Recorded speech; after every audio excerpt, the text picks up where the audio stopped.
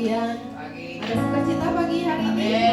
Mari kita mau berikan semua yang terbaik untuk pujian dan hormat bagi Tuhan Allah kita yang kita sembah dalam nama Tuhan Yesus, karena Dia yang sudah terlebih dahulu memberikan semua yang terbaik untuk kita.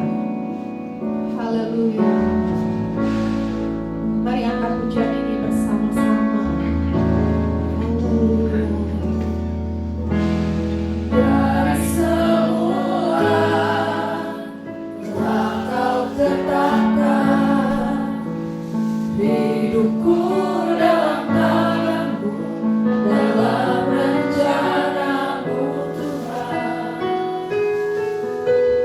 Rencana indah telah Kau siapkan bagi masa depan yang penuh harapan. Semua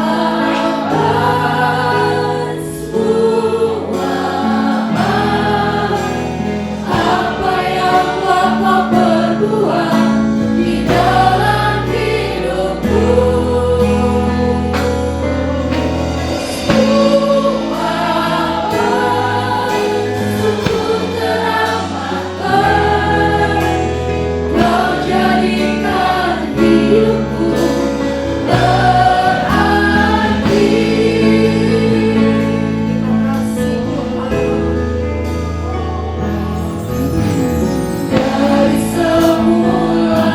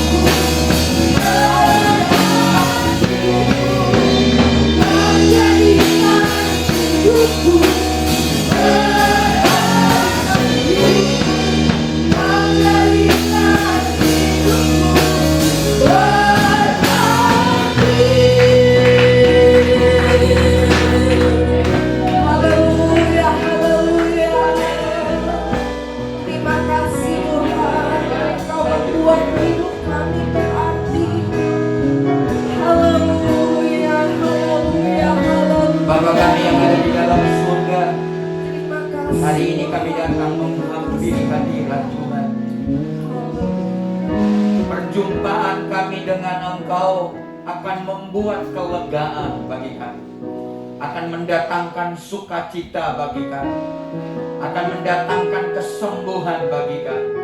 Ketika kami masuk ke dalam ruang kudus-Mu, kami akan masuk dalam kemuliaan. Kami mau ada di dalam hadirat-Mu pagi ini Tuhan, bersama-sama dengan umat-Mu. Oleh sebab itu, kuduskan ruangan ini, kuduskan kami semua, sehingga kami layak di hadapan Tuhan. Hari ini kami mau bersekutu, kami mau menyembah Tuhan, kami mau meninggikan Tuhan, kami mau bersorak-sorak bagi Tuhan, kami mau menyenangkan hati Tuhan. Dan hari ini kami mau menyerahkan ibadah kami dari awal, pertengahan sampai akhirnya hanya di dalam nama Bapa, Putra dan Roh Kudus. Haleluya. Amin. Amin. Mari bangkit berdiri bersama-sama dengan sukacita dan semangat. Kita mau masuk gerbangnya dengan hati yang bersyukur.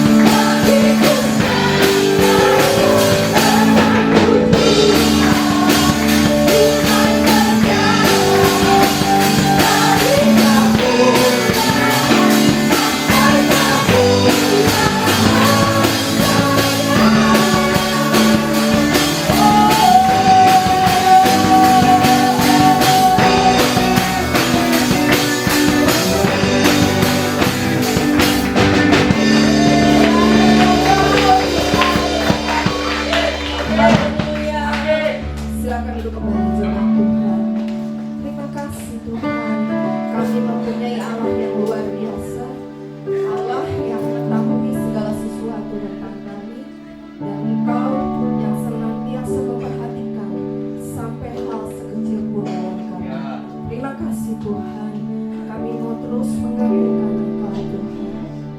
Haleluya.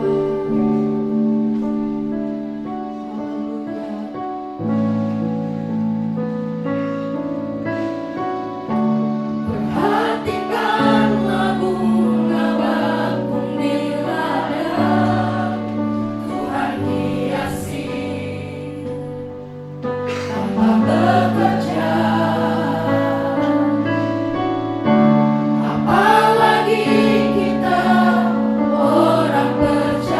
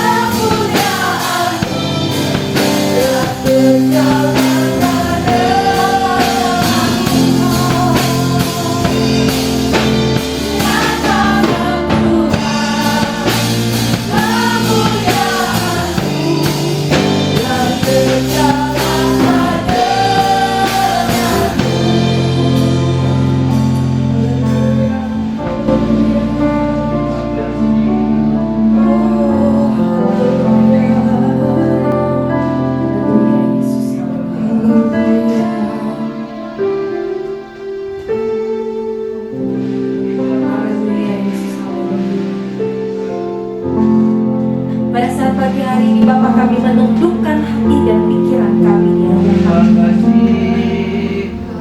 memohon agar Roh Kudus bekerja dengan luar biasa di pikiran hati kami. Menjamah roh kami agar kami berjumpa dengan Engkau, dipulihkan dan sungguh-sungguh mendapatkan berkat yang besar daripada Tuhan. Menyerahkan seluruh kehidupan kami ke dalam tangan-Mu Bapa.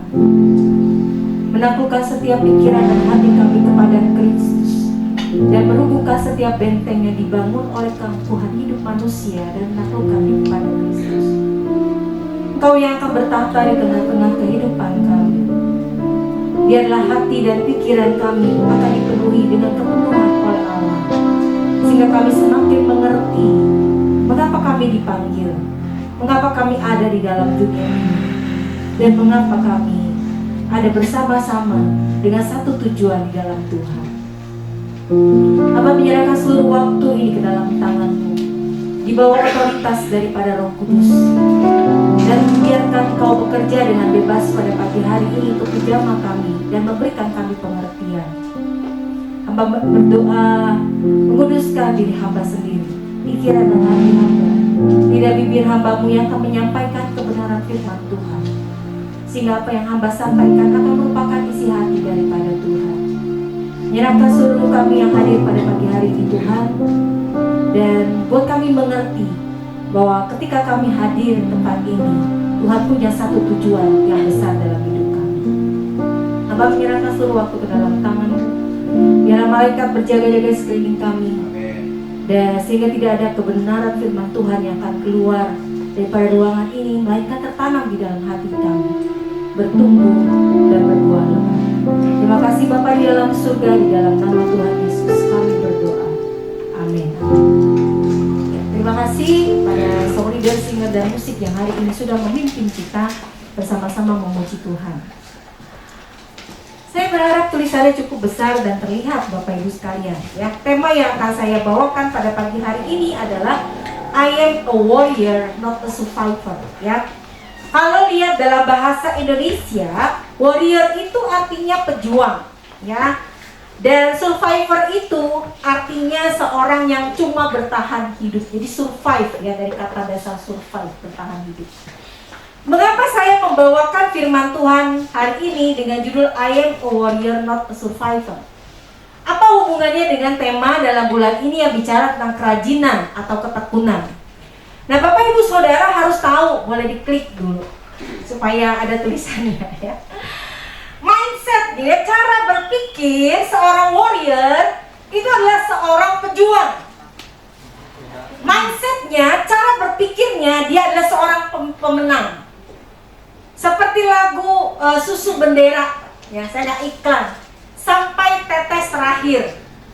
Maksudnya adalah seorang warrior, pejuang itu dia akan berjuang sampai titik darah penghabisan, habis-habisan Bapak Ibu. Gak bisa cuma baru separuh jalan dia menyerah, itu bukan warrior, ya. Mungkin lebih kategorinya survivor. Kalau survivor artinya bertahan. Mindsetnya itu biasanya ya udahlah. Ya, kalau saya pakai bahasa tadi pemenang berarti ini yang kalah. Bertahan saja. Yang penting masih bisa berjalan. Mau gak mau jalani saja. Apapun yang terjadi ya terjadilah, gitu ya. Itu mentalnya seorang survivor yang bertahan. Dan Bapak Ibu harus tahu biasanya warrior itu seorang pejuang ada dalam kondisi yang perang.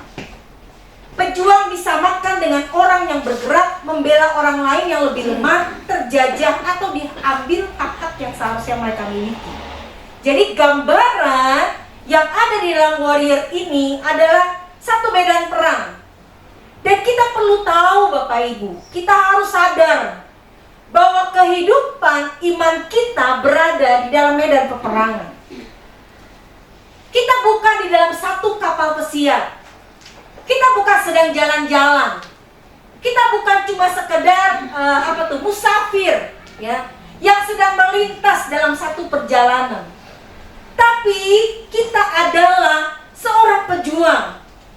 Pejuang di tengah-tengah perjalanan iman kita kepada Kristus. Dan saudara harus tahu Perbedaan nyata seorang pejuang dengan orang lainnya adalah mereka berani mencoba, berani membayar harganya, memilih untuk tetap melakukan sesuatu di tengah-tengah kondisi orang lain yang memilih diam dan menyerah dengan keadaan hidup mereka. Dan orang-orang yang memilih kondisi diam dan menyerah atau sekedar bertahan hidup saja, inilah yang dikatakan sebagai survivor. Saudara, mengapa yang tadi saya katakan, saya ingin menggambarkan hal ini? Karena gambaran ini adalah gambaran hidup kita dalam dunia. Sebuah perjuangan iman yang tidak pernah berhenti sampai titik di mana Tuhan memanggil kita pulang ke surga, Bapak Ibu. Kita sebagai orang percaya dipanggil untuk menjadi seorang pejuang. Berjuang agar sampai pada akhir hidup kita tetap mengasihi Tuhan Yesus dan melakukan semua panggilan yang Tuhan berikan dalam hidup kita. Coba boleh diklik. Saya tulis di sini mengapa kita perlu berjuang, karena perjalanan iman kita di dalam Kristus perlu diperjuangkan dari pasang surut kehidupan. Bapak Ibu, kita akan buka di dalam Efesus pasal 6 ayat 12. Efesus pasal yang ke-6 ayat 12 menggambarkan satu keadaan medan peperangan yang seharusnya disadari oleh orang percaya. Efesus pasal 6 ayat yang ke-12 ngomong gini. Karena perjuangan kita bukanlah melawan darah dan daging, tetapi melawan pemerintah-pemerintah, melawan penguasa-penguasa, melawan penghulu-penghulu dunia yang gelap ini, dan melawan roh-roh jahat di udara. Ada satu perlawanan, ada satu tempat di mana sebetulnya kondisi kita di dalam dunia ini, kita dalam satu perjuangan yang gak pernah berhenti, Bapak Ibu. Dan perjuangannya bukan melawan darah dan daging. Bukan daging kita ini, bukan darah yang bisa kita cucurkan, bukan. Tapi Alkitab mencatat dengan jelas bahwa kita melawan pemerintah-pemerintah, penguasa-penguasa, penghulu-penghulu dunia yang gelap ini, dan melawan roh-roh jahat di udara. Mengapa Bapak Ibu? Beberapa waktu yang lalu kalau Bapak Ibu sempat melihat gitu ya, menonton mungkin di dalam banjir Brasil yang sangat besar, itu ada perayaan apa katanya, perayaan gereja setan yang memuja gitu ya, sangat luar biasa, sangat paradenya gitu ya, itu sangat luar biasa.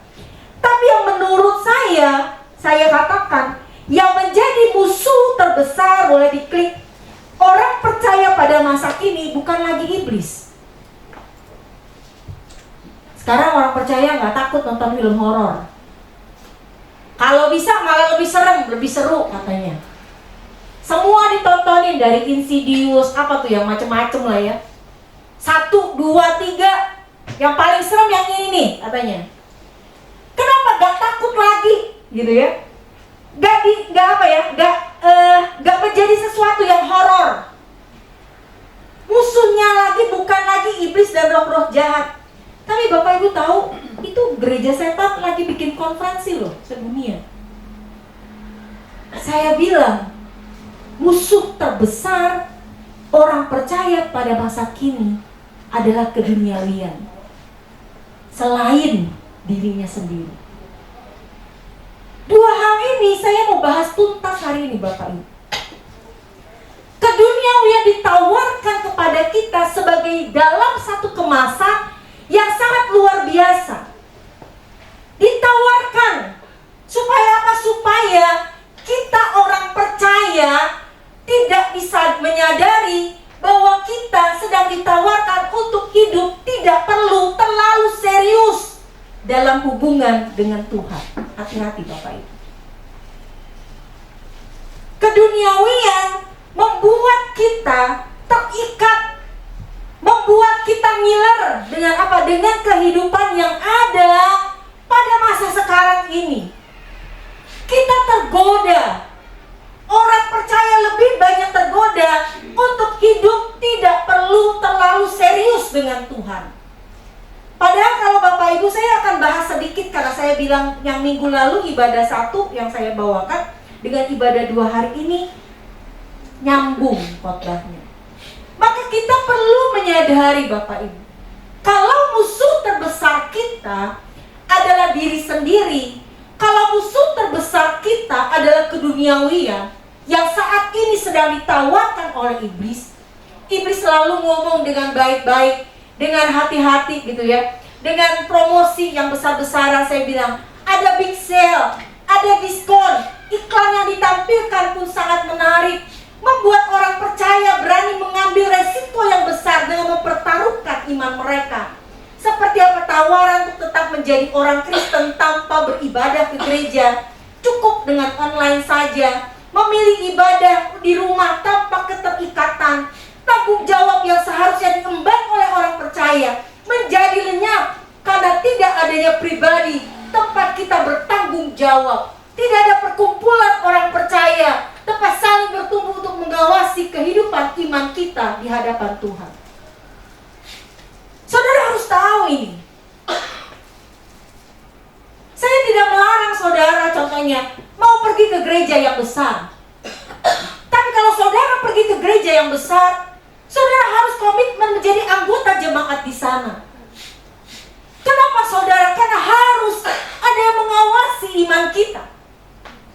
Harus ada yang mengawasi pertumbuhan iman kita. Harus ada yang tahu posisi kita. Harus ada yang tahu siapa kita. Jangan-jangan kita cuma rajin pergi ke gereja, nggak pernah jadi anggota. Kita cuma simpatisan, nggak pernah terdaftar di gereja manapun. Sehingga ketika suatu kali dipanggil sama Tuhan, saudara maaf nih, kalau kita bicara pemakaman, orang aja bingung mau dimakamin sama gereja yang mana. Tapi bukan itu yang penting, saudara. Waktu kita tiba-tiba pulang, Tuhan meminta kita bertanggung jawab atas hidup kita. Ini yang berbahaya. Sangat berbahaya. Mengapa kondisi ini, keadaan ini membuat kita orang percaya sering terlena? Kita disodori, saya katakan kita disodori dengan teknologi yang semakin luar biasa. Bergerak di kondisi yang begitu milenial, serba komputer, serba modern. Sehingga Bapak Ibu yang kita tidak sadari, kita sering justru kehilangan arah iman kita. Saya tidak tahu apakah saudara kadang bertanya, di mana Tuhan? Saudara mungkin kadang bertanya, apakah iman dan perjuangan saya bersama dengan Tuhan realistis? Nyata gak sih? Atau saya pergi ke gereja hanya karena kehidupan keagamaan saya?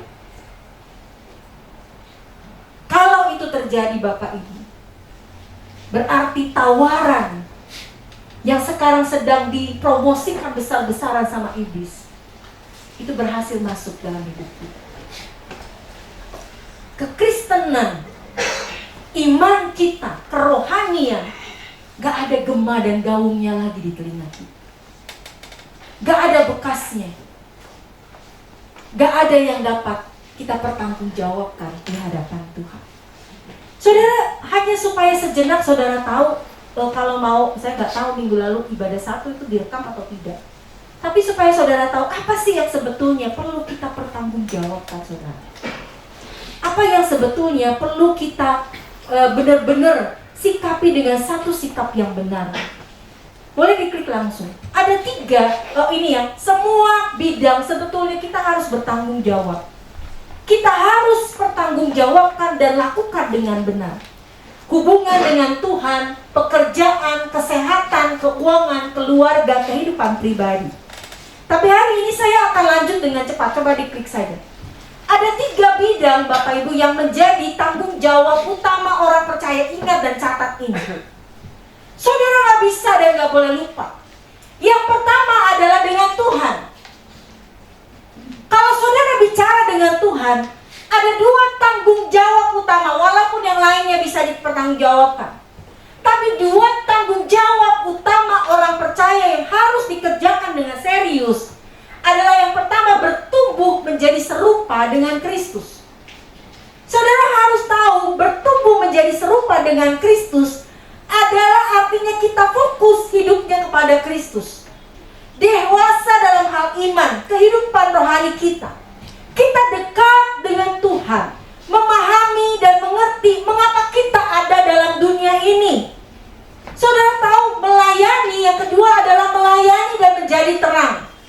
Kata melayani dan menjadi terang berarti mengarahkan pandangan kita kepada Kristus.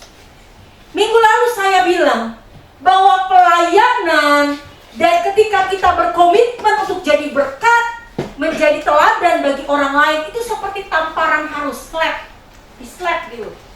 Supaya kita sadar, saya ini teh orang Kristen, orang percaya. Harus hidupnya benar. Harus melayani. Mengapa harus melayani? Saudara harus menyadari bahwa pekerjaan Tuhan di muka bumi ini, kemarin saya katakan, itu merupakan pekerjaan yang sangat besar dan harus dikerjakan oleh orang-orang percaya. Saudara tidak akan tahu betapa sulit atau betapa banyak persiapan yang harus dilakukan ketika melayani kalau saudara tidak pernah ikut melayani. Di minggu yang lalu kita kedatangan hamba Tuhan yang dari Sumatera. Saya rupanya tempatnya agak lupa, tapi di daerah Palembang. Tapi masuk lagi saudara. Saya kasih contoh, saya tidak akan pernah tahu pelayanan di daerah itu saudara jauh lebih susah. Kita di sini dijangkau sejauh apapun masih bisa dengan mobil, masih bisa dengan motor. Tapi waktu saya pergi aja ke daerah-daerah saudara, ada tempat-tempat yang gak bisa didatangi kecuali dengan truk. Naik truk yang sangat besar. Untuk naiknya saya naik ke bannya saudara. Harus naik sampan. Harus naik motor boot. Saudara, kita tidak akan pernah tahu bagaimana kita dapat melayani Tuhan kalau saudara tidak pernah terlibat dalam pelayanan. Saya katakan saya percaya ini merupakan tanggung jawab kita sebagai orang percaya. Ini membuat kita seperti ditampar. Kalau kita udah lagi lihat dunia pelayanan, dan ketika kita berkomitmen untuk menjadi terang, menjadi teladan, itu seperti tamparan halus untuk kita kembali fokus kepada Kristus. Saya berharap saudara mengerti ini. 3 bidang utama tanggung jawab ini, saya katakan yang pertama ini yang tentang Tuhan, membuat kita bergerak dengan tujuan. Alkitab ngomong, Paulus bilang, saya bukan petinju yang sembarangan memukul. Saya bukan pelari yang asal berlari saudara. Tapi saya tahu, Paulus ngomong, ketika saya bertinju, saya mukul, ketika saya berlari, maka itu ada satu tujuan yang saya dapat pastikan saya dapatkan. Saudara tahu Holyfield itu petinju zaman dulu. Saudara, seingat saya, dia itu sekali mukul karena dia kelas berat. Ya, saya nggak tahu berapa beratnya, tapi dia kelas berat. Sekali mukul saudara, itu kepala seekor sapi itu bisa pecah. Gambaran yang mau diberikan sama Paulus adalah ketika dia bukan seorang petinju yang sembarangan memukul, dia tahu ketika dia arahkan saudara ke kepala sapi, contohnya kepala sapinya akan pecah. Berapa banyak orang Kristen berjalan di dunia ini seperti survivor. Dia gak tahu dia mau jalan di dunia ini semua ngapain, mau lakukan apa. Hanya sekedar, maaf nih saudara, datang ke gereja. Hanya sekedar, maaf saudara, nonton itu YouTube online, ibadah online. Hanya sekedar, saudara maaf, saudara transfer uang, persepuluhan, persembahan ke gereja. Karena banyak hamba Tuhan ngomong, uangmu bisa membuat pekerjaan Tuhan semakin luas. Tapi tahu nggak saudara, kadang Tuhan nggak minta itu. Tuhan minta hidup kita sepenuhnya untuk bertanggung jawab kepada Tuhan.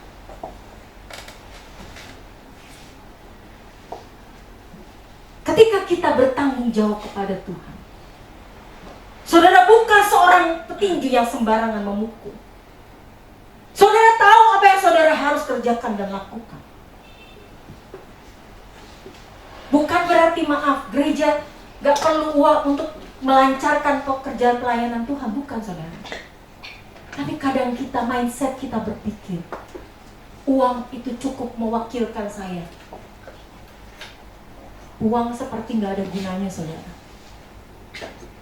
Kebakar aja habis.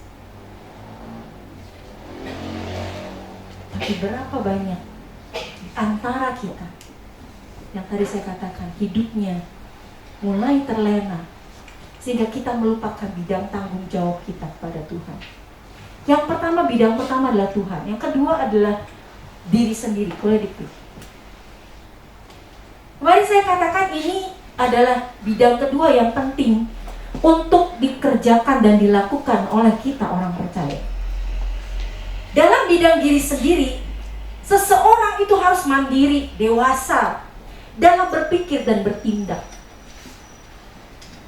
Saudara, yang kedua adalah mengalami pemulihan dan diperbarui setiap hari. Bicara tentang mandiri dan dewasa dalam berpikir dan bertindak, ini adalah satu bidang, saudara, yang mau gak mau, setiap orang, mau orang percaya gak orang percaya, setiap orang tua mengharapkan suatu hari anaknya akan berdiri di kakinya sendiri. Gak nempel terus dengan kita, gak terus minta ayoman kita. Mandiri dan dewasa dalam berpikir, dalam bertindak, dalam melakukan sesuatu. Dan yang kedua, saudara, adalah mengalami pemulihan, diperbarui setiap hari. Mengapa ini dua bidang ini menjadi tanggung jawab kita untuk dilakukan dengan rajin, Bapak Ibu?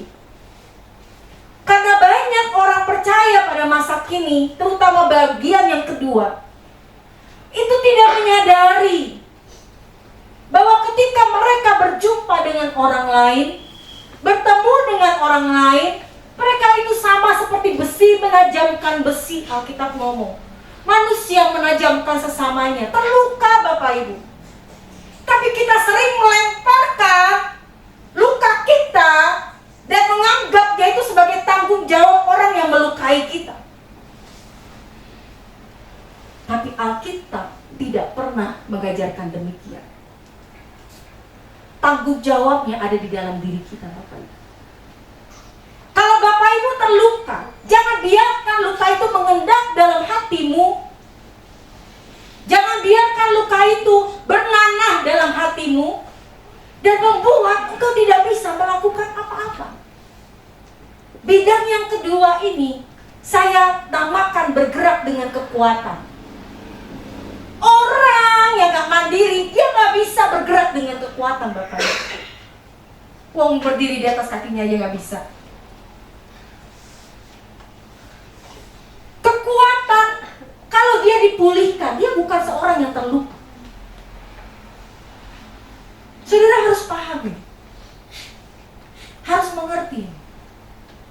Jangan pernah lemparkan, kemarin minggu lalu saya katakan, tanggung jawab untuk saudara dipulihkan kepada orang lain. Bahkan kalau saudara datang dalam ibadah, harus responsif sama Tuhan. Kalau saudara diminta angkat tangan kalau saudara memang membutuhkannya. Kenapa? Karena orang lain tidak tahu cerita hidup kita. Orang lain tidak tahu kapan kita menangis. Orang lain tidak tahu kapan kita gak punya duit. Orang lain gak tahu kapan kita minjem sana, minjem sini guna untuk membayar uang sekolah anak kita. Tapi Tuhan tahu. Dan kalau Tuhan tahu, saudara, kenapa kita gak datang sama Tuhan dan minta Tuhan untuk memulihkan kita? Kita terlalu peduli. Lihat kiri kanan kalau kita mau berdoa, kita mau ngangkat tangan. Sampai ada yang bilang, makanya saya tuh ke gereja yang besar aja. Di gereja yang besar tuh orang gak kenal saya, orang gak tahu bahwa saya butuh ini, butuh itu. Lah, siapa yang mau tahu juga dia butuh ini, butuh itu? Saya berpikir, bukankah kalau saudara mengangkat tangan, itu tanda saudara membutuhkan Tuhan? Jangan lemparkan, tadi saya bilang, tanggung jawab pribadimu ini terhadap diri sendiri, saudara. Banyak orang gak berhasil di sini. Gak mandiri, terluka, jadi orang yang gak bisa bergerak dengan kekuatan. Saya lanjut saudara, waktunya cepat banget ya. Yang ketiga adalah tanggung jawab terhadap sesama. Bagian bidang yang ketiga ini saya namakan bergerak dengan berkat.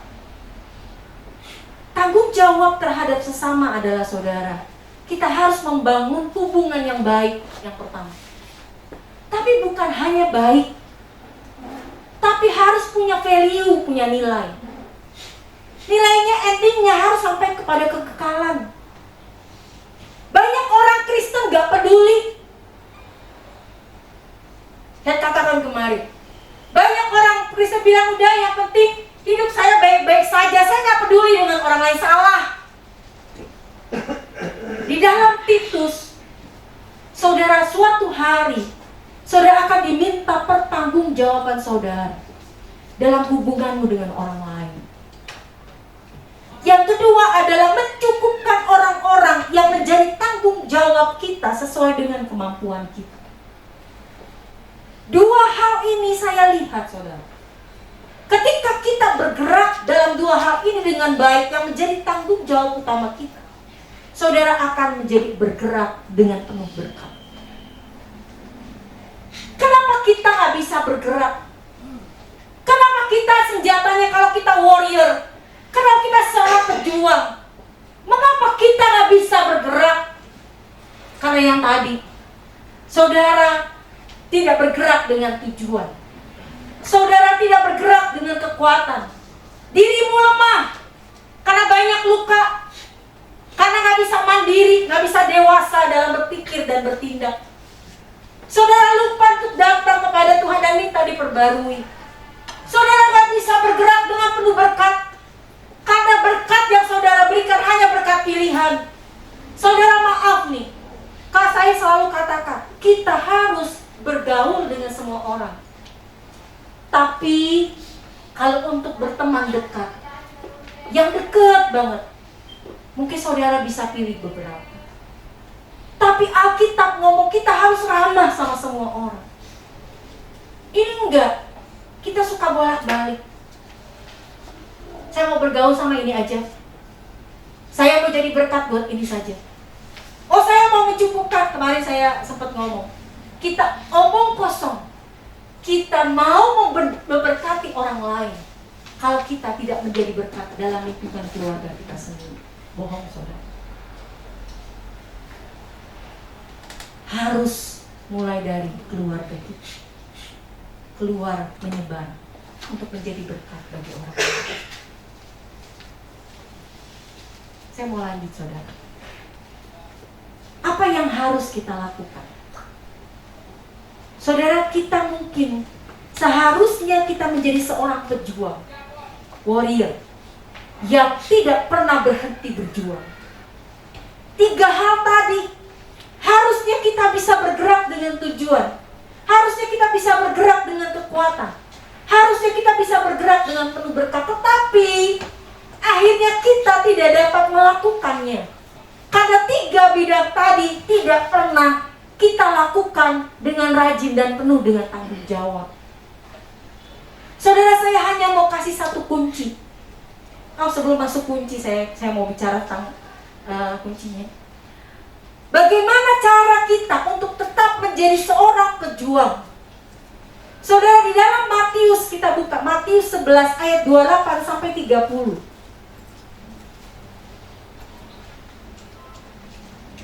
Matius 11 ayat 28 sampai 30.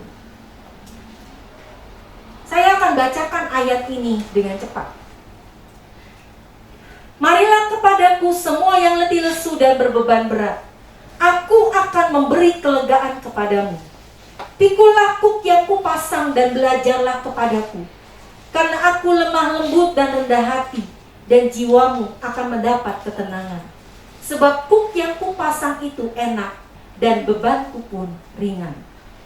Saudara, satu-satunya kunci yang saya akan bagikan, bagaimana cara kita untuk menjadi seorang pejuang, seorang yang betul-betul bertanggung jawab atas hidup kita, adalah kita harus belajar dari Yesus untuk memiliki ketekunan, memikul tanggung jawab yang menjadi beban kita. Saya bicara gini, tanggung jawab yang kita lakukan dapat menjadi beban Bapak Ibu. Dalam hidup kita, ketika kita memandang dengan cara yang salah, kata beban menjadi salah satu kata yang kita gak suka. Mengapa? Karena gambaran yang memberatkan kaki kita, membuat kita sulit untuk melangkah maju. Harus jujur, kalau saya lihat sinetron-sinetron, K-drama yang pada masa sekarang ini, tanda kutip, terlalu menggampangkan hal-hal yang menjadi tanggung jawab. Mereka menganggap kalau tanggung jawab itu sudah menjadi beban, mereka bisa lepaskan begitu saja. Makanya maaf Bapak Ibu, kalau Bapak Ibu lihat tema-tema yang sekarang, orang bisa meninggalkan keluarganya agar dapat mencapai cita-citanya. Dia bisa tinggalkan anaknya, dia bisa tinggalkan istrinya, dia bisa tinggalkan suaminya, supaya dia mendapatkan cita-cita yang dia inginkan. Itu tidak demikian, Alkitab tidak mengajarkan begitu Bapak Ibu, maaf. Sedihnya adalah waktu saya tulis ini, untuk menjadi seorang warrior, menjadi seorang pejuang, kita harus tekun menanggung beban kita. Siapa di antara Bapak Ibu, gak usah angkat tangan, yang mulai menganggap tanggung jawab kita yang tadi saya sebutkan sudah menjadi beban dalam hidupmu? Aduh, biaya sekolah anak gede banget, hemat sana, hemat sini, udah dihemat sana, dihemat sini, potong sana, potong sini, masih tetap setiap bulan bingung bagaimana cara mencukupkan uang sekolah anak. Kepala diputer-puter, kakinya diputer-puter, saudara, hanya untuk mencukupkan anak-anak itu. Ada satu titik mungkin Bapak Ibu Saudara mengatakan, saya udah gak sanggup, udah jadi beban yang menggandeli kaki saya. Tapi dengar ini, minggu lalu dan minggu ini saya katakan, ayat utama saya cuma Matius 11 ayat 28 sampai 30. Kadang kita, ketika kita melakukan tanggung jawab kita sendiri aja pribadi untuk masa depan kita, ketika kita belajar untuk mandiri, anak-anak sekolah zaman sekarang tuh susah Bapak Ibu. Tugasnya banyak, tuntutannya banyak. Udah tuntutan banyak, nilainya harus bagus lagi kata mami. Kalau mami nggak dapat nilai bagus, dimarahin sama mami, dipukul, disentik, dicubit. Anak nggak mau kasih nilainya sama orang tua. Berat Bapak Ibu. Padahal itu tanggung jawab, saya tadi katakan, salah satu tanggung jawab pribadi kita untuk menjadi mandiri dan dewasa. Tapi pada faktanya, ketika kita melakukan tanggung jawab dan itu udah jadi beban di kaki kita, kita rasa mau tendang itu jauh-jauh seperti main sepak bola.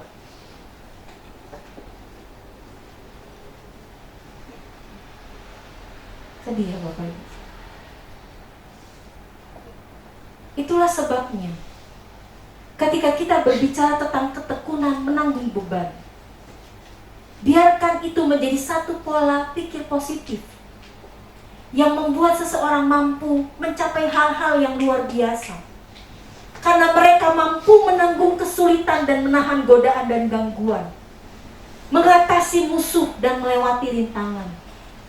Orang-orang seperti ini mampu membuat pengorbanan yang luar biasa, bertahan dalam kondisi yang ekstrim, melakukan kerajinan atau ketekunan untuk melakukan yang terbaik dengan apa yang mereka miliki. Tahukah saudara, Alkitab penuh dengan kisah-kisah heroik semacam ini. Kondisi tokoh Alkitab bukan kondisi yang ideal, bukan kondisi yang terbaik yang dapat dicapai seseorang. Tapi sebaliknya, dalam kondisi yang sangat tidak ideal, mereka mampu mencapai apa yang diinginkan Allah terjadi dalam hidup mereka, dan bahkan melampaui apa yang ditargetkan Allah dalam kehidupan mereka, Bapak Ibu. Contohnya Ayub. Ayub itu mengalami kondisi yang sangat ekstrim. Dia kehilangan semua ternak, kekayaannya dalam satu hari. Anak-anaknya mati dalam hari yang sama. 10 anaknya mati, Bapak Ibu. Bukan hanya itu saja, kalau saudara lihat gambarnya. Dia kehilangan kesehatannya karena tubuhnya kena penyakit. Istrinya memintanya untuk meninggalkan Tuhan dan mengutuki Tuhan. Teman-temannya menganggap pendosa, menganggap Ayub itu pendosa. Ini situasi yang sebetulnya tidak ada seorang pun yang bisa keluar dari kondisi ini. Gak bisa, Bapak Ibu. Kalau saya ngomong, bisa gila saya.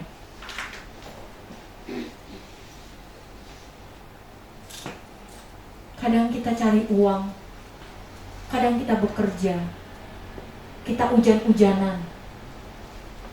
Kita mungkin berangkat ketika orang masih tidur. Kita pulang ketika orang sudah duduk-duduk dengan santai di rumah mereka. Kita langsung ngomong, Tuhan, capek banget saya. Lihat Ayub, saudara.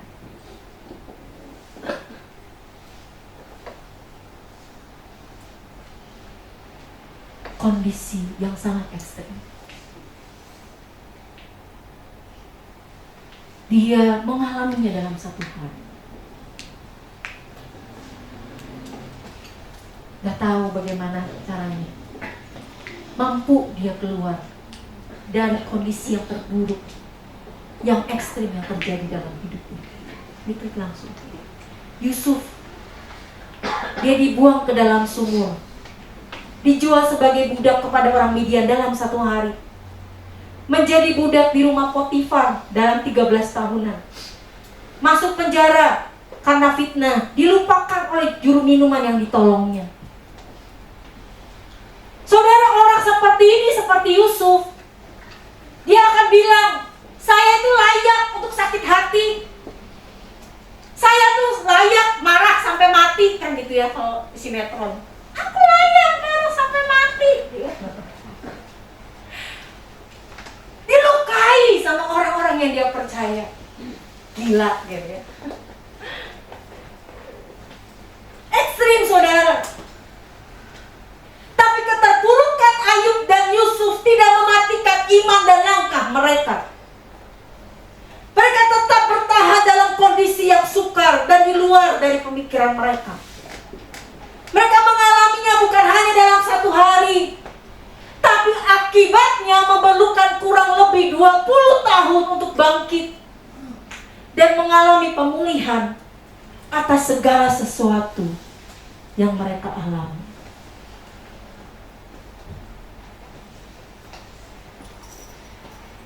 Saya nggak tahu kondisi gila seperti apa yang saudara alami.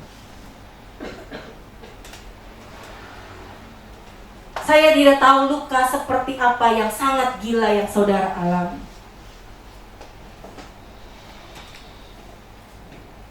Tapi dengar ini, jadilah seorang warrior, not a survivor. Berjuang, saudara. Diklik saja langsung. Waktunya terus berjalan.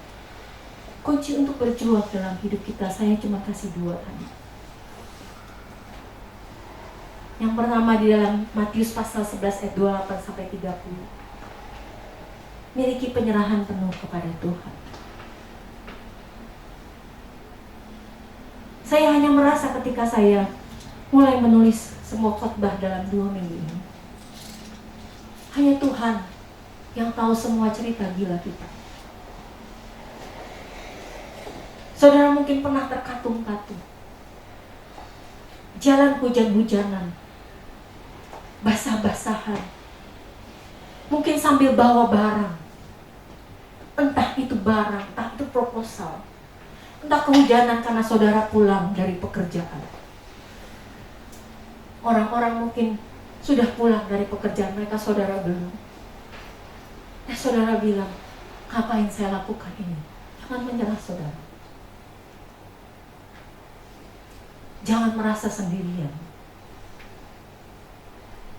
Serahkan hidupmu penuh kepada Tuhan. He knows your life. Tahu hidup. Dia tahu semua jalan-jalan. Mungkin saudara pernah merasa terkatung-katung, dilempar sana, dilempar sini. Hidup dalam kondisi yang saudara nggak tahu apa sih yang sebenarnya sedang saya perjuangkan. Jangan menyerah, saudara. Yang kedua adalah sadari bahwa tidak ada sesuatu yang instan dalam dunia ini. Kita perlu kerja keras. Kita perlu kesungguhan dalam melakukan sesuatu. Segala sesuatu dalam dunia ini memerlukan proses. Dan bertahan dalam proses itulah yang dapat dikategorikan dengan seorang pejuang, orang pemenang. Jangan berhenti ketika kita mengalami peristiwa yang membuat kita tidak bisa bergerak. Bangkit lagi, maju lagi. Ingat, saudara dipanggil, yang tadi saya bilang, untuk bergerak dengan tujuan, bergerak dengan kekuatan, dan bergerak dengan berkat. Saudara, hidupmu bukan hidup yang sembarangan. Seperti yang tadi saya bilang, dalam semua sisi, dalam semua segi kehidupan. Jangan takut ketika kita mengalami kondisi-kondisi ekstrim. Saya mau tambahkan ini, Bapak Ibu. Ketika kita mengambil tanggung jawab dalam kehidupan kita, bukan berarti kita tidak bergantung kepada Allah dalam menjalani kehidupan kita. Melainkan ketika kita melakukannya, ini ada satu kedewasaan sikap untuk menyadari bahwa segala sesuatu dalam hidup kita tidak dapat menjadi semakin baik dan berhasil kalau kita tidak mengambil bagian dalam pencapaian tersebut dan mengandalkan Tuhan dalam setiap prosesnya. Berdiri bersama-sama dengan saya, Bapak. Ingatlah untuk menjadi seorang warrior, jadi seorang pejuang, seorang pemenang. Dan andalkan Tuhan dalam setiap proses. Jangan cuma jadi survivor. Walaupun mungkin saudara sempat kadang-kadang ngomong, ngapain sih saya lakukan? Lakukan, saudara.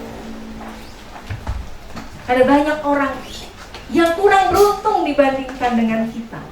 Kita punya Yesus yang memberi kekuatan pada kita. Nyanyikan lagu Peganglah Tanganku Roh Kudus setiap hari.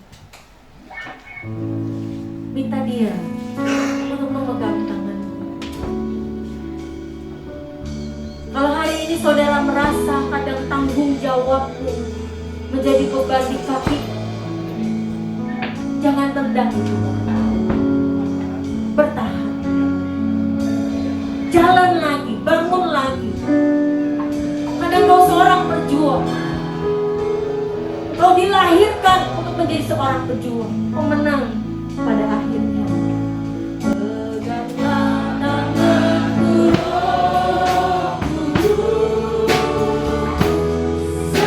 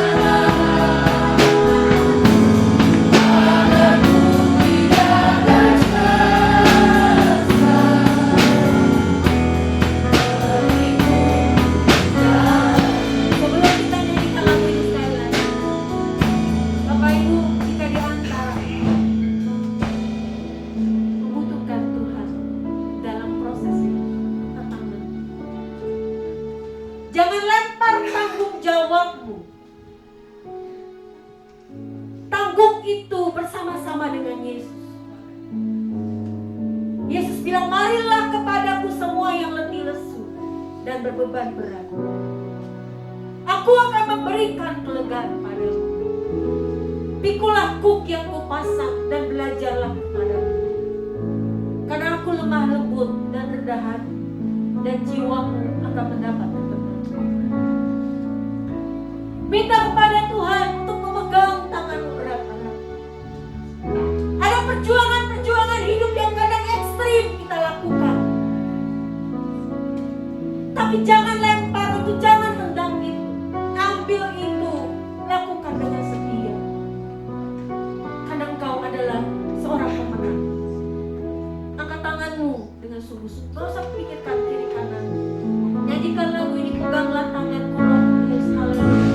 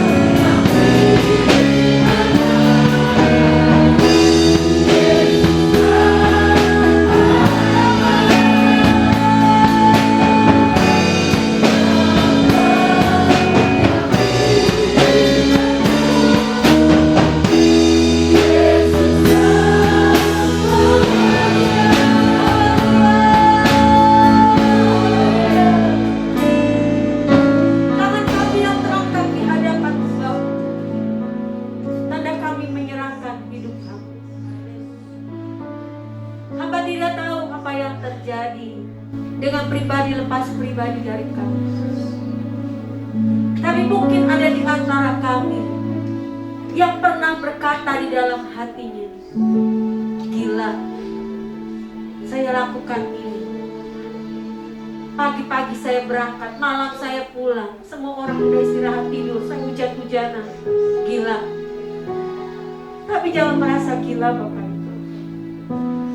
Alkitab penuh dengan cerita orang-orang yang hidup dengan situasi yang ekstrim. Tapi Tetapi mereka menjadi seorang pemenang. Kau dipanggil untuk menjadi seorang pemenang, seorang warrior. Dan hari ini datang pada Tuhan dengan sungguh-sungguh, bilang, pegang tangan saya. Saya pasti menang. Saya bukan survivor. Saya bukan seorang yang kalah. Saya pasti menang. Yesus sudah berikan kemenangan itu bagi saya. Jangan tendang tanggung jawabmu. Jangan buang bebanmu. Bawa itu yang menjadi bagian dari tanggung jawabmu di hadapan Tuhan. Haleluya. Ketika kami mengangkat tangan kami, tanda kami menyerahkan seluruh hidup kami, Bapa. Jadikan kami pemenang, orang yang tahu tujuannya, bergerak dengan tujuan dalam hidup kami, bergerak dengan kekuatan, bergerak dengan berkat. Hamba berdoa agar semua tangan yang terangkat di hadapan Tuhan akan Kau pegang dan genggam. Kau tahu cerita kami, Tuhan. Engkau tahu apa yang kami alami. Setiap detilnya tanpa Tuhan. Jangan biarkan kami berjuang sendiri. Kami mau belajar dan bersandar kepada-Mu. Hamba berhenti bicara, Bapa. Biarlah hanya Tuhan Yesus yang bekerja di tengah-tengah hidup kami. Hanya kebenaran firman-Mu yang tertanam dalam hati kami, bertumbuh dan berbuah lebat bagi kemuliaan Tuhan. Terima kasih Bapa di dalam surga. Di dalam nama Tuhan Yesus kami berdoa. Amin. Silakan duduk Bapak Ibu Saudara. Maaf, beberapa pengumuman yang disampaikan supaya saudara. Saya ulangin lagi pengumuman di minggu yang lalu tentang Paskah. Tapi sebelum Paskah saya umumkan, yang pertama adalah sebelum Paskah tanggal 9 hari Minggu ada Jumat Agung di tanggal 7. Jadi hari Jumat itu ada Jumat Agung.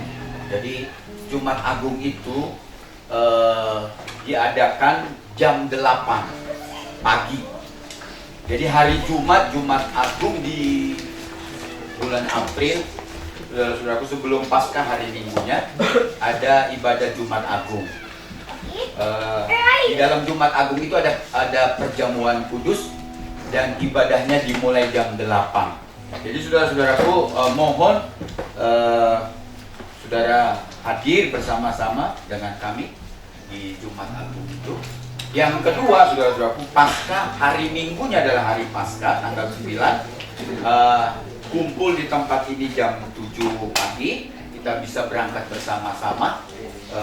Kalau mobil saudara bisa diisi beberapa jemaat, saudara boleh datang dan sediakan buka pintu mobil saudara untuk bisa angkat jemaat bersama-sama. Ini tempatnya di Nara. Memang agak jauh dari sini, di Cumbuluin ya. Jauh agak ke Unpar, naik terus. Tapi nggak terlalu jauh banget lah gitu ya. Kalau memang dari Soreang langsung ke Cumbuluin memang jauh. Tapi tempatnya nyaman, memang disediakan supaya jemaat itu nyaman dan enak gitu ya. Pendaftaran itu saudara-saudara memang harus dikenakan karena memang biaya bukan masuknya tapi biaya makannya sangat mahal gitu ya. Hanya 35.000 di atas 5 tahun, di bawah maksudnya di bawah di atas 3 tahun sampai dewasa itu 35.000, di bawahnya 3 tahun gratis. Ingat, Paskah ini memang hanya ditujukan kepada keluarga besar GSJA Efrata, bukan ingin supaya lebih ramai jemaatnya, tidak.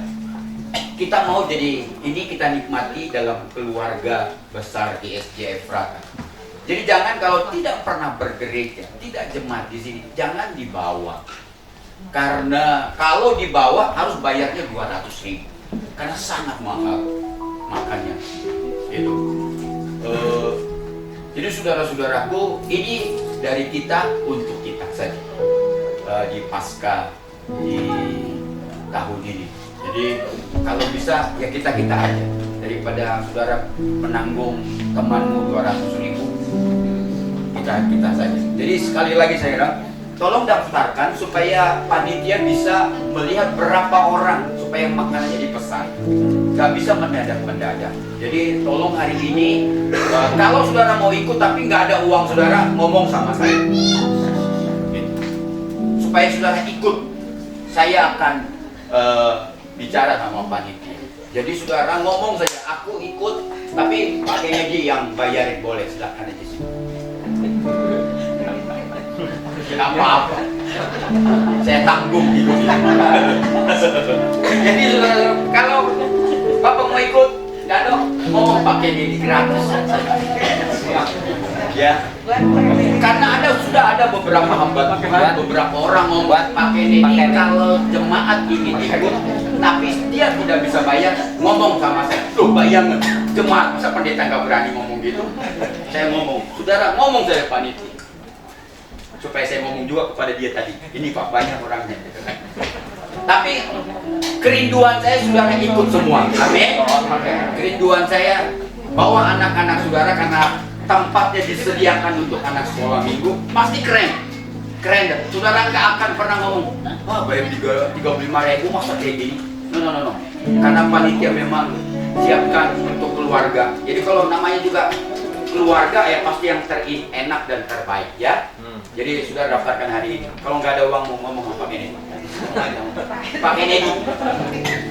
Ya, Tuhan diberkati. Mari kita berdiri bersama-sama. Angkatlah persembahan di hadapan Tuhan. Saudara, kita akan masukkan persembahan ini kepada rumah Tuhan. Bapak, hari ini kami bawa persembahan kami.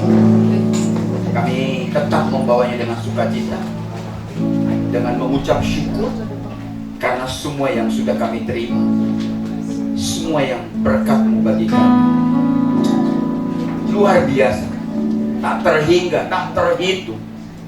Luar biasa Tuhan memelihara kami saat-saat di masa-masa sulit yang lalu, sampai detik ini kami bisa ada karena Tuhan pelihara kami dengan luar biasa. Berkat-Mu yang kami terima, berkat buat anak-anak kami, keluarga, rumah tangga kami, pernikahan kami, tak terhingga. Luar biasa Tuhan pelihara. Untuk usaha dan bisnis kami, untuk pekerjaan kami, tak terhingga cara-cara Tuhan memberkati kami. Luar biasa. Oleh sebab itu ketika kami datang membawa persembahan kami datang dengan mengucap syukur, kami datang dengan bahagia, kami datang dengan bersukacita. Kami berikan untuk pekerjaan Tuhan. Terpujilah Engkau. Tahu berkat-Mu atas persembahan kami. Hari ini kami mau pulang Bapa di dalam surga. Kami mau pulang dengan sukacita, kami pulang dengan bahagia, kami mau pulang dengan kemenangan. Kami tahu hari Senin sampai Sabtu ke depan kami sudah dan terus akan diberkati oleh Tuhan. Tantangan apapun yang ada di depan kami pasti menjadi pemenang karena Tuhan beserta dengan kami, karena Tuhan di pihak kami. Anak-anak kami, studi anak-anak kami, biarkan mereka menjadi anak-anak yang cerdas, anak-anak yang berprestasi, anak-anak yang benar-benar takut akan Tuhan. Kami tahu masa depan mereka ada di tangan Tuhan. Hari esok mereka juga ada di tangan Tuhan. Kami hanya menyerahkan mereka dan berdoa buat mereka, mendorong, memotivasi anak-anak kami supaya mereka benar-benar menjadi anak-anak seorang yang pekerja keras. Terpujilah Engkau Bapa. Angkatlah tanganmu Bapak dan Ibu, saudara-saudara yang dikasihi Tuhan.